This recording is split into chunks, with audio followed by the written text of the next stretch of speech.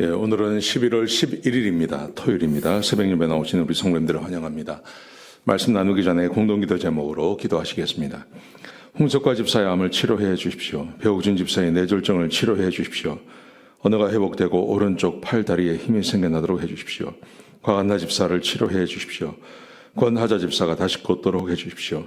이승학 성도의 뇌종양 치료가 잘 되게 해 주십시오. 권현민 형제를 치료해 주십시오. 김에브라임 형제가 신장 이식을 속히 받도록 해 주십시오. 김씨 집사가 걷도록 해 주십시오.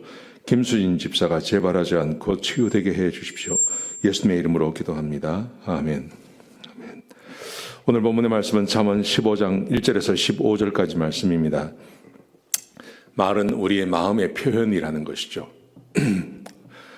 내일 제가 교회에서 설교할 때 말에 대해서 설교할 것입니다. 그런데 말을 조심해야 된다, 말을 잘해야 된다, 이렇게 우리는 말에 대한 교육을 참 중요하게 생각하고 또 받습니다. 여러분, 그런데 말이라는 것은 마음의 표현이죠. 내가 마음이 좋으면 좋은 말이 나오고 또 마음이 좋지 않으면 좋은 말이 나올 수가 없는 것이죠. 그래서 사람은 무엇보다도 마음을 잘 다스려야 하는 것입니다. 오늘 본문에 그 말씀이 기록되어져 있습니다. 오늘 본문에 보시면 하나님께서 의인에게 복을 주시고 악인을 징계하신다고 말씀하십니다. 자, 15장 3절에 보시면 여호와의 눈은 어디서나 악인과 선인을 감찰하시나니, 하나님은 세상을 바라보시면서 악인과 선인을 구분하신다는 것입니다. 우리는 사람을 구분할 때 굉장히 그 스펙트럼이 많습니다. 인종별로 구분하기도 하고 또 연령별로 구분하기도 하고 또 어느 나라에 사느냐, 어느 인종이냐 이런 것도 구분하기도 하고 굉장히 많은 사람에 대한 구분이 있죠. 근데 하나님께서는 두 가지만 있다는 겁니다. 악인이 누구냐, 선인이 누구냐 하는 것입니다. 여기서 하나님께서 악인과 선인을 구분하시면서 이게 왜 중요하냐 하면, 자, 6절에 보시면요, 의인의 집에는 많은 보물이 있어도 악인의 소득은 고통이 되느니라. 하나님께서 의인에게는 많은 것을 주시지만 악인에는 고통만 주신다고 말씀하십니다. 8절에 보시면 악인의 제사는 여호와께서 미워하셔도 정직한 자의 기도는 그가 기뻐하시느니라. 하나님께서 누구의 기도를 들으시냐 하면 정직한 사람들의 기도를 들으신다는 것입니다. 선인의 기도를 들으신다는 것입니다.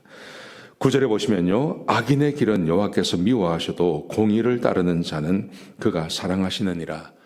하나님께서 선과 악을 구분하시고 그리고 의인에게 기도를 들으시고 사랑해 주시고 그들의 필요를 하나님께서 채워주십니다.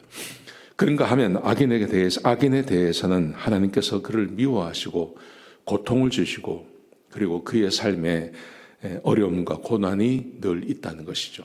여러분, 그래서 우리는 의인이 아니라 우리는 악인이 아니라 의롭게 살아야 합니다. 그런데 우리는 한 가지를 통과했습니다. 우리는 하나님의 백성이 되었기 때문에 우리는 의인이죠. 하나님 보시기에 의인이죠.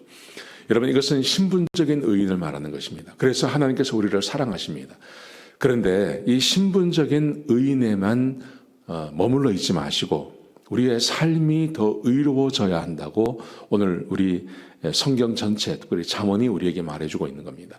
이미 의롭게 된 우리, 예수 믿고 구원받아서 하나님 보시기에 의롭게 된 우리들이 삶에서 우리의 말과 우리의 행동에 있어서도 의로우면 얼마나 좋을까요?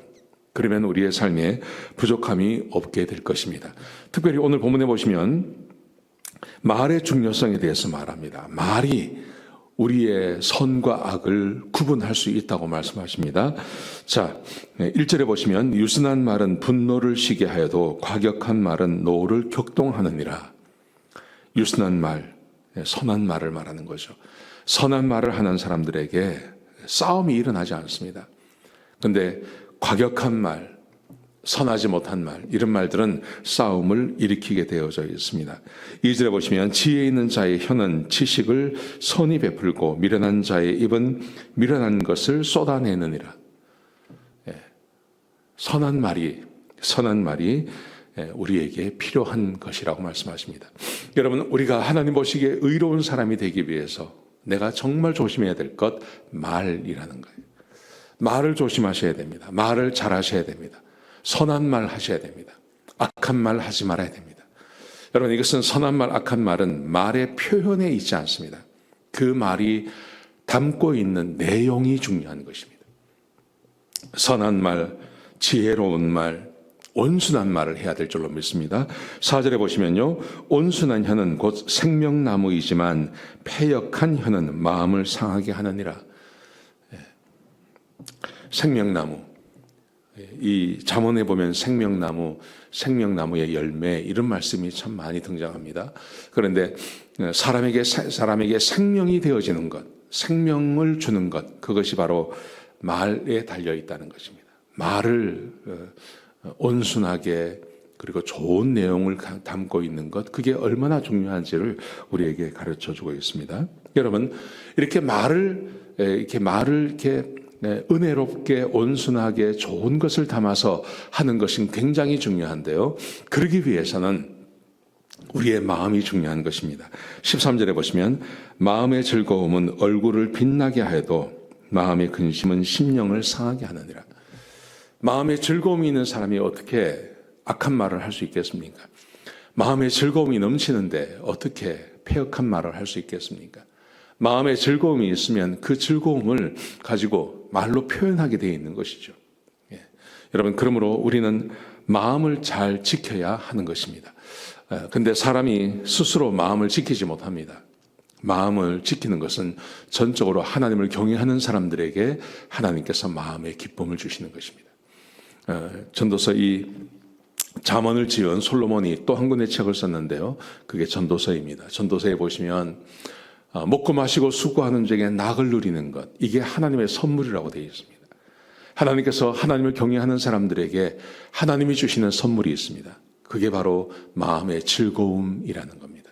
하나님을 경외하지 아니하면 사람은 절대 마음의 기쁨을 가지고 살 수 없습니다.